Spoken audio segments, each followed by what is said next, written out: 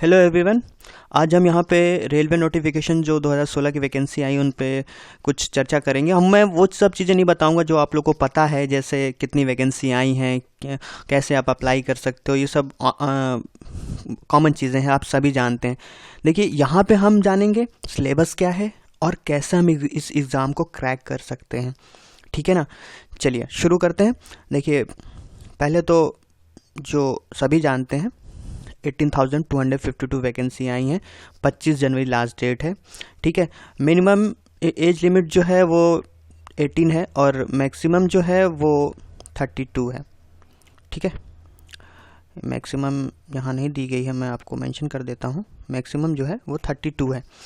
ठीक है, देखिए सबसे इम्पोर्टेंट चीज़, कोई आपसे कहता है 18,000 रेलवे में वैकेंसी आई है, वो आपको बेवकूफ़ बना रहा है। 18,000 वैकेंसी नहीं आई हैं, इस बात को नोट करिए। 18,000 वैकेंसी नहीं आई हैं। ठीक, क्यों? क्योंकि आप किसी एक जगह से अप्लाई कर सकते हो।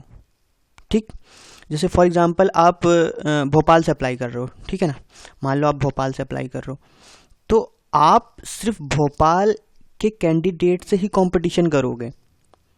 ठीक है, आप चंडीगढ़ या इलाहाबाद या गोरखपुर या बेंगलोर या कहीं के कैंडिडेट से आपसे कोई मतलब नहीं है।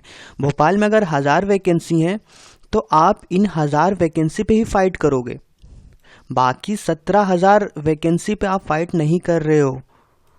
ठीक है, ये बहुत बड़ा भ्रम है लोगों में, मैं पहले दूर कर दूं।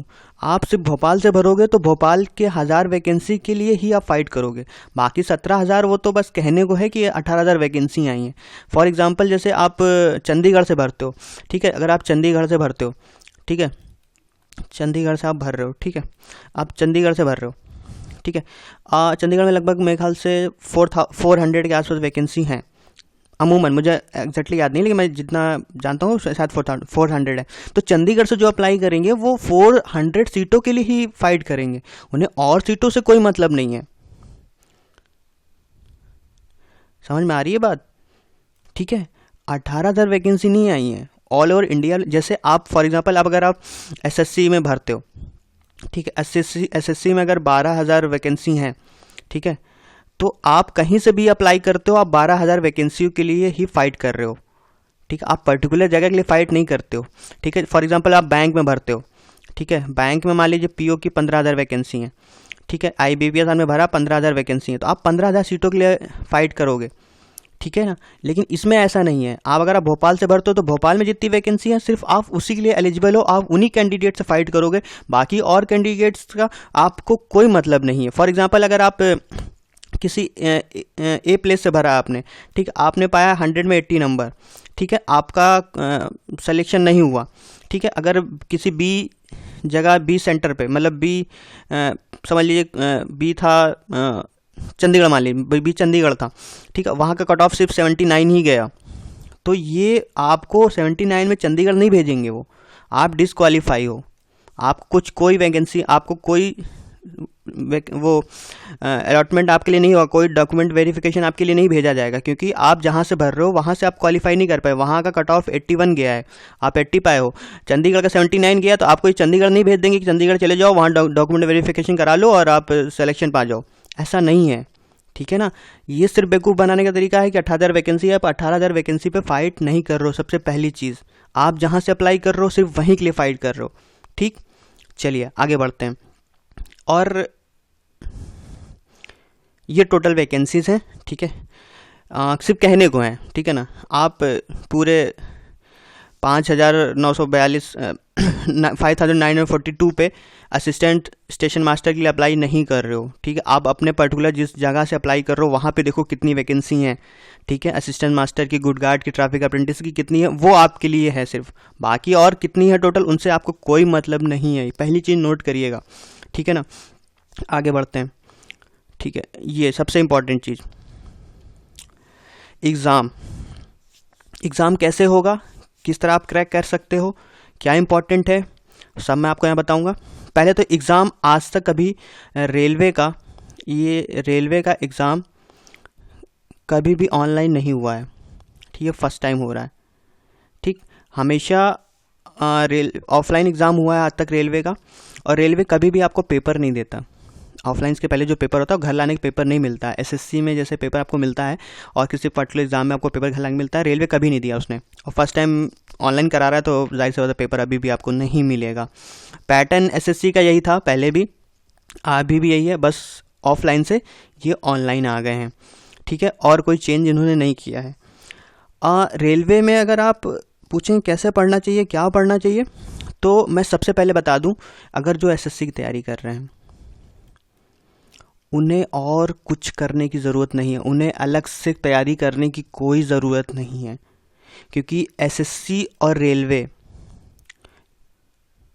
सिलेबस सेम है। सिर्फ एक डिफरेंस इसमें है जो एसएससी और रेलवे में आपको नहीं मिल रहा है, वो है इंग्लिश।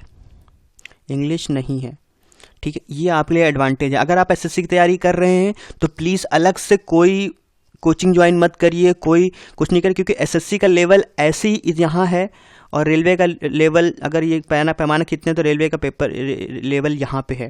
तो आप जब यहाँ की तैयारी कर रहे हो तो यहाँ की तैयारी करने की कोई ज़रूरत नहीं। सबसे पहला क्यों, क्योंकि सिलेबस सेम है। जैसे आप यहाँ सिलेबस देख पा रहे हैं, सिलेबस सेम है। एसएससी का सिलेबस यही है, रेलवे का सिलेबस यही है, बस यहाँ पे एक इंग्लिश आपके लिए जुड़ जाती थी। वो इंग्लिश आपके लिए, अगर यहाँ पे एक इंग्लिश एसएससी आपका तैयारी कर रहे हो तो एक इंग्लिश जुड़ती थी, वो जो यहाँ पे नहीं है। ठीक है, पूरा एसएससी का सिलेबस है। सिर्फ आप अगर एसएससी सीजीएल के लिए आप तैयारी कर रहे हो, मई में पेपर है, तो प्लीज़ उसी पर फोकस कीजिए। रेलवे की अलग से तैयारी करने की कोई ज़रूरत नहीं है आपको।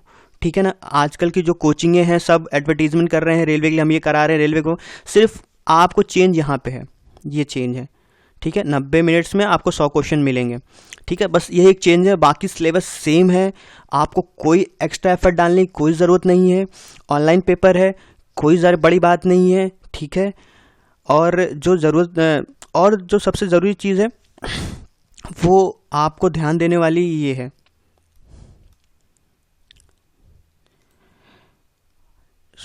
ये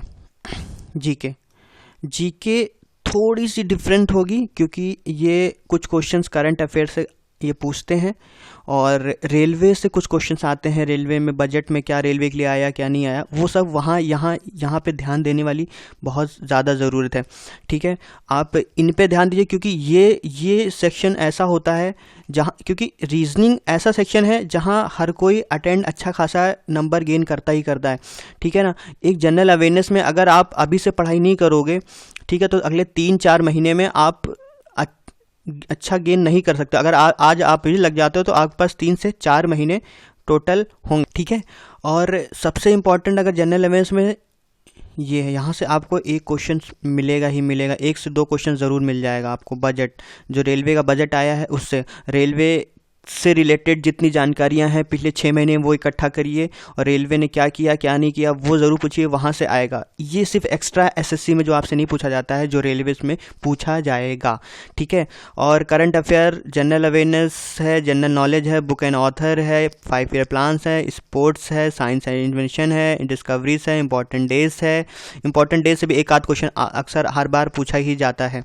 ठीक है, नेशनल ऑर्गेनाइजेशन से इस पर पूछा ही जाता है। ठीक है ना, इन सब क्वेश्चन मतलब जीके पे प्लीज़ अभी से ध्यान देना शुरू करिए। अगर आप लास्ट टाइम में होंगे तो जीके आप नहीं पढ़ पाएंगे। जीके को अभी इसी वक्त यहीं से शुरू करिए। ठीक है, मैथ में ये सबसे इंपॉर्टेंट है, यहाँ से आपको 3 से 4 या 5 नंबर का मिल जाएगा, और बहुत इंपॉर्टेंट है ये हर जगह, एसएससी हो, बैंक हो, हर जगह ये बहुत ज़्यादा फोकस किया जा रहा है डीआई पे।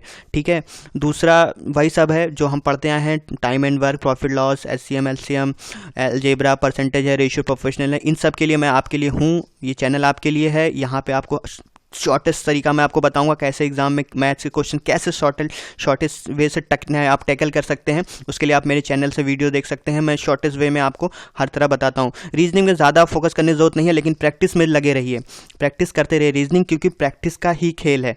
ठीक है, इसके अलावा और कोई इन्फॉर्मेशन आप जानना चाहते हो तो आप कमेंट कर सकते हैं, आप मुझसे पूछ सकते हैं, उसके बारे में मैं इन्फॉर्मेशन दूंगा। ठीक है, और फ़िलहाल ये इतनी इन्फॉर्मेशन मेरे पास है जो मुझे लगता है कि आप तक पहुंचाना मेरे लिए ज़रूरी था, इसलिए मैंने पहुंचाया। पहला कि आप 18,000 वैकेंसी के लिए एलिजिबल नहीं हैं, आप उस जगह के लिए उतने सीटों के एलिजिबल हैं जहां से अप्लाई कर रहे हैं। अगर आप चंडीगढ़ से अप्लाई, भोपाल से अप्लाई या बेंगलोर से कहीं से अप्लाई, चेन्नई से अप्लाई कर रहे हैं, तो आप चेन्नई की जगह देखिए वहाँ कितनी सीटें आपके लिए वैकेंसी हैं, उतनी जगह के लिए अप्लाई हैं। अगर आप 80 नंबर पाते हैं और अगर आपने मान लीजिए भोपाल से अप्लाई किया और आप 80 नंबर पाते हैं और भोपाल कट ऑफ 81 जाता है तो आप डिस्क्वालीफाई हैं। अगर वहीं इलाहाबाद का कट ऑफ 79 चला जाता है तो आपको इलाहाबाद नहीं भेजा जाएगा कि आप जाके यहाँ पे ज्वाइनिंग करिए, यहाँ डॉक्यूमेंट वेरिफिकेशन करिए, आप डिस्क्वालीफाई हैं। ठीक है ना। जिस जगह अप्लाई कर रहे हैं सोच समझ के अप्लाई करिए, वहाँ कितना कंपटीशन है, कितना कंपटीशन आपके लिए हेल्दी है या वैकेंसी कितनी है, वो सब सोच समझ के अप्लाई करें, क्योंकि आप उसी के लिए वहीं और उसी के लिए एलिजिबल हैं और कहीं के लिए एलिजिबल नहीं है। 18,000 वैकेंसी आपके लिए नहीं है, आपके लिए उतनी वैकेंसी है जितना जहां से आप अप्लाई कर रहे हैं। दूसरा, ये टोटल वैकेंसी आई हैं, इसमें कुछ कहने को है नहीं। आप अहमदाबाद, अजमेर, इलाहाबाद, बेंगलोर, भोपाल, भुवनेश्वर, बिलासपुर, चंडीगढ़, इन चेन्नई और गोरखपुर, इतनी जगहों से अप्लाई कर सकते हो। अब फॉर एग्जांपल आप कोलकाता से अप्लाई करते हो तो आप अहमदाबाद के लिए एलिजिबल नहीं हो। आप अगर आप रांची से अप्लाई करते हो तो पूरा आपके लिए ख़त्म हो जाता है, सिर्फ आपके लिए रांची है। और आप 2 जगह से अप्लाई नहीं कर सकते, माइंड इट, आप 2 जगह से अप्लाई नहीं कर सकते। अगर आपने 2 जगह से अप्लाई किया तो आप डिस्क्वालीफाई कर दिए जाएंगे। ठीक है, इसका भी ध्यान देना है। भरते समय एक जगह से भरिए और एक ही जगह से अप्लाई कर सकते हैं। ठीक है, बाकी सिलेबस ये है, 90 मिनट का पेपर है, 100 क्वेश्चंस आएंगे जिनको आपको 90 मिनट में 1.5 घंटे में करने होंगे और ऑनलाइन पेपर है। ये बात नोट करिए, ऑनलाइन पेपर है। ठीक है, ऑफलाइन पेपर नहीं करा रहा है इस बार रेलवे, पहली बार रेलवे में ऑनलाइन पेपर हो रहा है। ठीक है, चीटिंग को मद्देनज़र रखते हुए ये कराया जा रहा है। और जहाँ तक आपको ध्यान देने वाली सबसे इंपॉर्टेंट चीज़ है ये जनरल अवेयरनेस, और मैथ के लिए थोड़ा बहुत ट्रिक्स आपको आना बहुत ज़रूरी है। ठीक है, ट्रिक्स के लिए मैं आपके लिए क्वेश्चन रेलवेज के लिए लेके आऊँगा, शॉर्टेज में कैसे सॉल्व करें। आपका काम है आपको जनरल अवेयरनेस, आपको अपडेट रहना है। रीजनिंग भी प्रैक्टिस में लगे रहिए और प्रैक्टिस करते रहिए। चलिए, अभी के लिए बाय। और अगले कुछ इंक्वायरीज होंगी तो प्लीज़ कमेंट करिएगा, उसके लिए मैं अलग से जवाब दूंगा आपके लिए। चलिए, बाय।